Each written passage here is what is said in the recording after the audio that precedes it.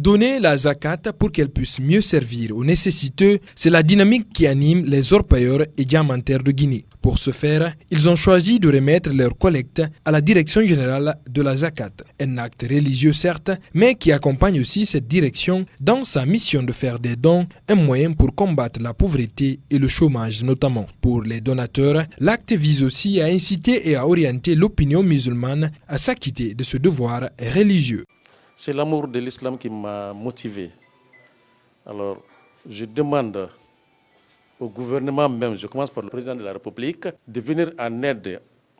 Nous attendons maintenant un grand secours dans la caisse du Fonds national de la zakat pour vraiment montrer que la Guinée représente 90% des musulmans. Et je voudrais que les autres comprennent et acceptent de venir à la direction générale pour rendre utile leur zakat. Non seulement pour verser leur zakat, pour le donner aussi à qui de droit, pour savoir qu'est-ce qu'on doit prélever. Nous en avons l'expertise et nous voulons que l'ensemble des nantis de la République de Guinée viennent pour qu'ensemble, on essaye de combattre efficacement la pauvreté et le chômage dans notre pays, la Guinée. C'est possible, cela a été tenté ailleurs et ça a été une réussite.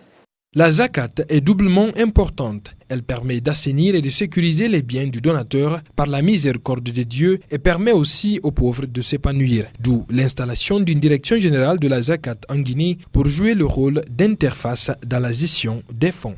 Les gens ont l'argent. Leur devoir, c'est de s'acquitter de la zakat. Il ne leur appartient pas de le distribuer parce que s'ils n'en ont pas la connaissance ni l'expertise, ils peuvent le donner à des personnes n'ayant pas droit. Si vous ne donnez pas à celui qui doit l'avoir, ce n'est plus de la zakat, c'est une simple sadaqa. Donc à notre niveau, nous pouvons être cette courroie de transmission entre eux, les riches, et ceux qui ont droit à la zakat. Pour certaines personnes, donner la zakat, c'est diminuer ses avoirs. Au contraire, un mauvais calcul, précise le directeur général de la zakat. La zakat ne vient jamais pour diminuer les avoirs de quelqu'un, plutôt la sadaqa assainit les biens de l'individu et les augmente.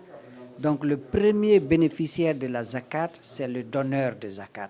Ce lundi, le montant reçu a été déposé au Fonds national de la zakat, domicilié à la Banque centrale de la République de Guinée. Cette année, les montants seront versés dans ce compte ouvert et la direction générale de la zakat, qui doit les gérer, entend procéder à leur remise en présence des donateurs.